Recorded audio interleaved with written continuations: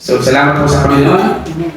At tayo po ay muling mag-aaral po ng salita ng ating Diyos. So, pagdating ng ating pag-aaralan, ito po yung ating paraan ng paglilingkod sa Diyos. Ano po? Paano po ba tayo maglingkod sa Panginoon? Ang sabi nga po sa Biblia, sa binasa ng ating kapatid, Mateo 6:24, walang alipin makapaglilingkod sa dalawang Panginoon, sapagkat kapuputan niya ang isa at iibigin ang ikalawa. Paglilingkuran ng tapat ang ikalawa at hahamakin. Paglilingkuran ng tapat ang isa at hahamakin ang ikalawa. Hindi ninyo maaaring paglingkuran ng parehas ang Diyos at ang kayamanan. Wala daw pong pwedeng maglingkod sa dalawang Diyos. Sa malinaw na paliwanag, hindi ka pwedeng magkaroon ng dalawang amo. Hindi ka pwedeng magtrabaho sa Shopee at sa Unity. Hindi ka pwedeng pagsabayin yun. Ano po? Hindi ka pwedeng magtrabaho sa dalawang company. Isa lamang palagi yun. Sa paglilingkod naman sa Panginoon, hindi po pwedeng maglingkod sa dalawang Diyos. Pag sinabi kasi Panginoon, pinapanginoon mo, ito yung iyong inuuna. Ito po yung iyong mas pinapahalagahan sa iyong sarili. Ano po? Ito po yung napakahalaga sa iyong buhay. Bakit? Kasi pag nawala yan, wala din pong suporta ang pamilya. Kasi kumukuha po tayo ng suporta sa ating mga trabaho, sa ating mga boss. Kaya nga po yung mga may boss ay dumidikit sa mga boss. At pag hindi ka nakadikit sa boss, madali ka po mawala sa trabaho. At hindi ka po agad-agad pinapopromote. Sa panahon ngayon, palakasan. Kahit gaano ka magaling, kahit gaano ka katalino, kapag kinulak ka ng backer, hindi ka papasa. Opo. Pero kahit mababa ang grades, ano po? Pag malakas ang backer, nakapapasa man. Opo. Bakit? Palakasan na po. Kaya iba na po ang malakas. Ano po? Kaya sa biyaya po ng Panginoon, kailangan ay maging maayos po ang ating paglilingkod sa Diyos. So ang sabi po dito ay wala daw po makapaglilingkod sa dalawang Panginoon. So ibig sabihin po ay hindi tayo pwedeng maglingkod ng higit sa ating Panginoon. Kasi marami po Kristyano na naglilingkod, hindi na po inuuna ang Diyos. Ano po? Inuuna na po ay ang ating mga sarili. Sabi nga ay paglilingkuran ng tapat ang isa at hahamakin naman ang ikalawa. Kapag kasi dalawa ang Diyos mo, talagang mahirap. Ano po? Mahirap. Kailangan isa lamang ang iyong Panginoon at ito ay ang ating Diyos. Pag ang Diyos lamang po ang ating Panginoon, inuuna po natin ang Diyos sa ating buhay. Ano po? Ibig sabihin, bago po tayo gumawa ng pangsarili natin, isinasangguni natin sa Panginoon. Tama ba ito? Ano po? Tama ba itong desisyon ko? Hindi yung porque pabor sa'yo, ay inuuna mo na kagad. Ano po? Bagaman may mga bagay na kailangan po natin unahin, pero ang sabi sa Biblia ay mas priority po natin ang ating Panginoon. Sapagkat kapag inuna mo ang iyong sarili, ay hindi ka po makasusunod ng maayos sa Panginoon. Kaya ang sabi ay walang makapaglilingkod ng sabay sa dalawang Panginoon. Kaya sinasabi ko sa inyo, huwag kayong mabalisa tungkol sa inyong mga kakainin. Bakit ba minsan ay at palagi ay hindi na ang Diyos ang nauuna sa atin? Ano po? Ang lagi nauuna ay ang ating sarili na. Bakit? Kasi inuuna natin yung ating pampapa. Inuuna natin yung pangailangan ng ating pamilya. Inuuna natin yung pangailangan natin, pagkain, damit, lahat ng kailangan natin, pera, natural, inuuna po natin. Kaya minsan, ay hindi po natin napaglilingkuran ng tapat ang ating Panginoon, sapagkat inuuna na po natin ang ating sarili. Yan po ang katotohanan. kung bakit kahit linggo ay hindi po tayo nakapag-isipa. Tama ba ako o talagang tama? Tama. Opo. Kasi, kikita ka naman lang sa linggo. Ano po? Minsan lang dumating. Talagang unahin mo. Kasi bakit? Maraming pangailangan ang sarili natin. Ang ating pamilya. Lalo na may mga anak ka. Pag ang anak may 7, anak may 8, anak may 10. Yung mga panganay, patugat pa. Malakas naman lumamon. Ano po? Nagre-reklamo pag hindi masag pangulam. Pag walang ulan nagre-reklamo, akala mo sino? Reklamo, hindi magtrabaho. Ano po? Talaga, makapunito ka. Baka kahit na linggo, magawa mong magtrabaho.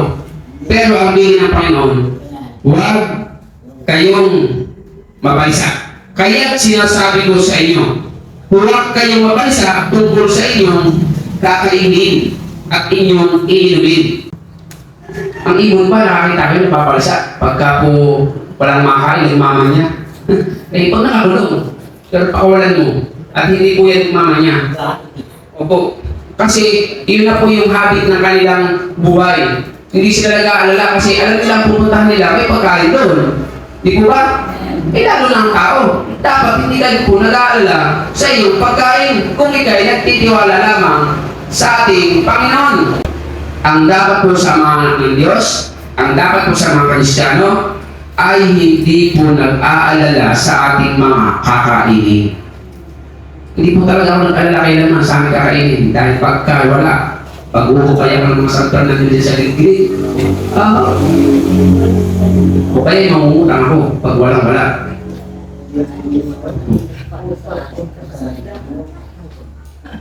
Kaya wag na wag po kayong mag-aalala sa inyong pagkain. Bakit? Ang pagkabalisa ay hindi po nakakatulong sa isang tao.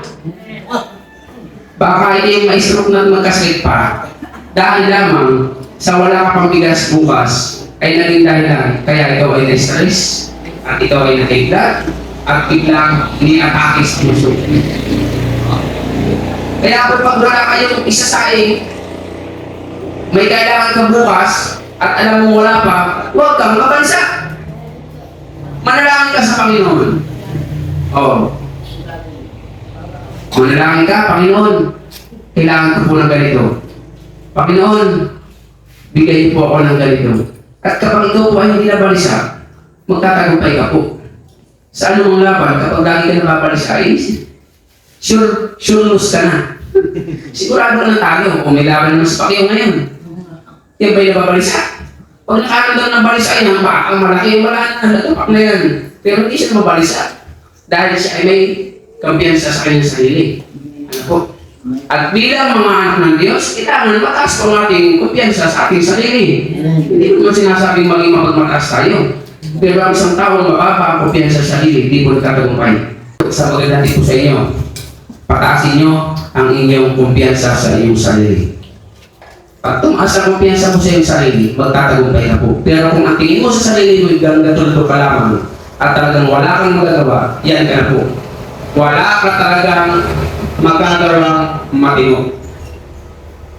Pero pag may problema, kaya yan. Andiyan ang Panginoon ay. Diba?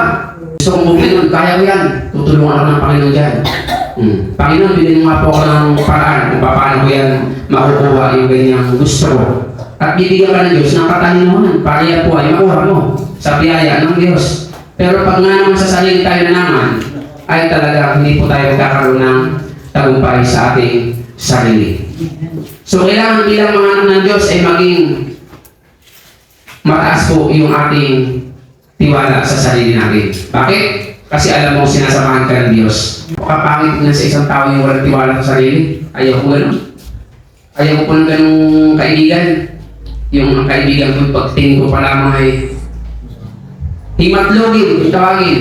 Oo. Na napakasimpleng bagay ay hindi kaya. Kailangan bilang mga anak ng Diyos, matuto po tayo magtiwala sa sarili natin kasama ang ating Panginoon. Kasi pag hindi ka po nagtiwala sa iyong sarili, sa dami ng problema, pag hindi po naging matibay ang tingin mo sa sarili mo, sa dami ng problema, ay talo ka na. Pag kinaliwa ka ng problema, inaperkat ka pa ng problema. Ano? talagang binatukan ka pa ng problema. Ay bakit itatawa-tawa na lang yan? Oh? Nakikipag-usap, wala namang kausap. Opo, iba kasi yung mataas ang kumpiyansa eh. Marami talaga, kung may mga kaibigan ako, nakikita ko, lalo na po kapag mga abogado, pag pinagmamasdan ko, talagang iba ang kumpiyansa nila. Oo. Iba ang tingin, iba, tahimik, pero yung kumpiyansa makikita mo eh. Kita mo sa isang tao yung may kumpiyansa sa sarili, makikita mo po yan. At talagang nakakahangin tignan. At kapag ikaw ay anak ng Diyos, kailangan may kumpiyansa ka sa sarili mo. Na kahit gaano kahirap ang nangyari sa buhay, kahit anong problema, ay makakayanan mo dahil sa biyaya ng Diyos. Kahit na anong pandemya ang dumating, magkakaroon na ng pandemya eh. Wala akong pakayo kahit pandemya pa. Ano po? Magsama pa si pandemya, mag-anak pa sila. Wala tayong pakialam pag tayo ay naglilingkod sa ating Panginoon. Amen. Hallelujah. Kapag sa dami kong anak, wala pa akong sweldo kahit kanino. Bakit hindi ako napapahala? Kaya andyan ang Diyos eh. Eh kasi pastor, ano kayo? Ano kayo? Kasama lang tayo maghanap ng uling. Diba? Oh. Ako daw ay mamamamog lang. Talaga. Ako daw ay mag-uling lang. Talaga. No? Ako daw po ay mabisyo. Talaga. Ako daw po ay kailangan ng tindi ng sungan. Talaga. Lahat yan ay totoo. No, yun. No, yun. Tapos na yan. Opo. Ay sila. Sino sila? Diba? No, si Palasi, sabi sa kanta. Ang mahalaga, ang Diyos tumitingin hindi noon. Ang Diyos tumitingin sa ngayon. Kaya kung balasupas ka no, binago ka naman ng Diyos. Ang malapit niya, banal ka noon, bangal ka ngayon. Ang malapit mo doon. Diba? Kaya tayo bilang mga anak ng Diyos, hindi natin pwedeng ihalitulan ang ating sarili sa iba. Kaya naman yung ganyan, kasi ganito yan eh.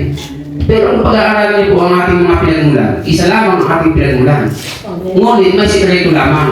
Ako ay malingkod sa Panginoon. Para magbago din sila, maglingkod sila sa Diyos. Ganun lang kasimple. Di ba? Para yung mga problema makaya natin, maglingkod tayo sa Panginoon. Kaya ang pinakasikreto po natin sa ating buhay, kung gusto natin magpatuloy sa ating buhay, sa ating paglilingkod sa Diyos, kung gusto natin magtagumpay sa ating buhay sa mundong ito, isa lang ang sikreto, magtiwala ka sa Diyos. Sa dami ng problema, hindi ka magtitiwala sa Diyos. Ang masaklap sa isang Kristyano, ang lakas ng tiwala sa tao, sa Diyos, hindi. Pag may problema, punta sa kakilala, punta sa kaibigan, pilid na pilid. Dapat sa Diyos ka muna pumunta. Ano po? Oo. Sumbong kay kumare, sumbong kay kumpare, sumbong kay best friend, sumbong kani-kanino. Sa Diyos ka muna magsumbong. Upang sa iyo, tulungan ka ng Panginoon. Ang tanong ko yun, may naitutulong ba sa'yo? Yung pinagsusumbungan mo, isulusol pa ka. Uy! Ita ko saan yan! Yan! Nakahigad na. Sinumbuhan mo lang, nakahigad na. Pati nakahigad na eh. Mga ito, hindi na namamansin. Bakit? Higad eh. Diba? Pero kapag sa Diyos siya nasumbong ka, ano nang kalaki ang problema? Makakaya mo yan, kapatid. Sisiguraduhin ko po sa inyo, makakaya mo ang problema gaano man ito kalaki kapag ikaw po ay nagtitiwala sa ating Diyos. Kaya yung mga Kristyano, tayo papatuloy sa mundong ito dahil po talaga sa tulong ng ating Panginoon. Wala ka nang maraming pera, wala ka nang kayamanan. Ano po? Halos wala nang alumatay. Wala ka pang Diyos. Ikawawa ka naman. Ikaw ng tao kawawa. Oo. Yan ang tayong sasabi ko. Ang tao walang kayamanan, wala nang halos lahat, wala kang Diyos, yan kawawa tao. Hindi si Koto yung kawawa. Yung mga taong walang Diyos, yan ang kawawa. Pero kahit tayo hindi mayaman, sa lahat sa kailangan, pag may Diyos ka sa iyong buhay, hindi ka po kawawa. Bakit? Nagkakagot din sa mga problema eh. Di ba? Marami naman, mayayaman. Marami naman, magandang buhay. Pero bakit hindi nagtatagumpay sa problema? Kasi nga po, walang Diyos. At ang inuuna nila ay ang kanilang sarili. Hindi nila inuuna ang Diyos. Kaya nga, wala makapaglilingkod ng sabay sa dalawang Panginoon. Unahin mo talaga ang Diyos. Ay pag talaga kailangan ng pagkain ko, Panginoon, talaga kung kailangan lang, ay ako muna ililiban ng pagsimba. Pero ako naman po ay laging manalangin sa iyo. Ay Panginoon, kailangan po kami maglalaban ng linggo. Galing. Ay may tawag po eh. Sino? May kanil po ako. Ay magtitinda, may bibigod ng lupa. Hindi naman sigurado, kikita. Sa kapalagan, isinakripisyo mo pa yung gawain ng Diyos. Sa Panginoon na, wala puhunan eh. Yung maglingkod ka sa Panginoon, walang puhunan. Pero napakalaki na tubo. Bakit mo yan? Tandaan po, bilang mga anak ng Diyos, kailangan unahin mo po ang Panginoon.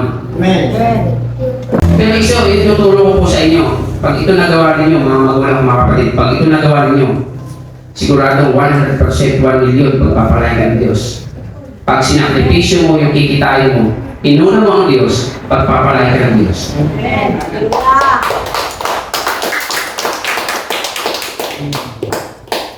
Inopera na nga ako sa Korea, 2,000, bago pandemya, hindi ko kinuha.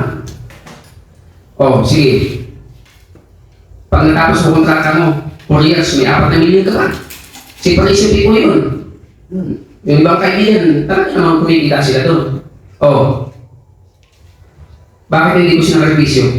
Eh, tapos mo kayo ng plano. Isa ko ng plano, gulong, ikarsada lalaki. Eh, isa lang. Sabi nga ng kaibigan ko, supervisor ng Philippine Airlines, pumunta dito nung pandemya. Pastor, hindi ko nakaramdaman. Nasa 10,000 feet na palang lipan namin. Kano pala yung 10,000 feet? Oo, tapos bigla napagod mo yung plano sa paglipan. Tapos bigla ka nahilot, ninervous ka na sa taas, hindi ka pwede pumala. Para po, bababa na! Talaga. Ninervous din sa'yo, pati kasama mo. Tandaan po natin mga magulang, mga kapatid. Uunahin po talaga natin ang Panginoon. Isa po yan sa pinakang sikreto. Unahin mo ang Diyos, pagpapalain ka po ng Panginoon. Hindi ako pilit kamali, mga magulang, mga kapatid. Unahin mo ang Diyos, pagpapalain ka ng ating Panginoon. Bakit? Kasi wala nga pong makapaglilikod ng sabay sa dalawang Panginoon. Laging ang Panginoon ang boss. No? Si Jesus lagi ang ating boss. Kapag may kailangan pahingi boss, pag nag-ligod ka sa Panginoon, talagang hindi po pwede hindi ka pagpapalain ng Diyos. Sino ba mag-akala pwede? Sa akin, di ba? Na ako'y magiging pastor sa lugar na ito. Opo. Ay, malupit pa nun. Dito pa talaga ako nilagay ng Diyos. Buti sana ako sa ibang lugar eh. Alam mo? Kaya hindi pa tayo ng iba eh. Pag di maniwala dyan, ganito yan. Ay talaga naman, talaga. Oo. Pero kaya tayo ilagay ng Diyos dito para ipakita ng Diyos sa lahat ng tao na walang imposible sa Kanya. Kaya pag tinitignan ko yung mga kabataan dati dito, ay wala yan sa nung kapanahon lang ko. Pero pinapatunayan lang ng Diyos na kaya ng Diyos baguhin kahit sino. At kapag ikaw ay binago ng Diyos, talaga pong pagpapalain ka po ng Panginoon. Ano po? Bakit? Dahil sa Diyos ay walang imposible. Basta inuna mo ang Diyos, siya ang iyong priority, siya ang iyong laging inuuna sa iyong buhay, ikaw po ay gagabayan at pagpapalain ng Panginoon.